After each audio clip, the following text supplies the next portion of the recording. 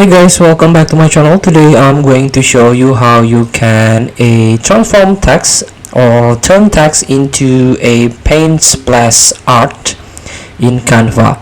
All you have to do now, you can open Canva. Don't forget to sign in with your account. To get started, you can click apps, then click AI powered.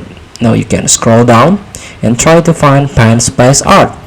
So you can turn or transform words into vibrant paint splash art. Here, this is the innovative app that converts text descriptions into stunning paint splash art. So you can click use in new design to start. And here we go.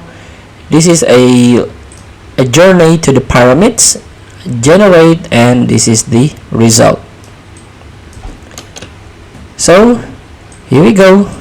You can try this example like playful puppy for practicing, a soaring eagle, and so on.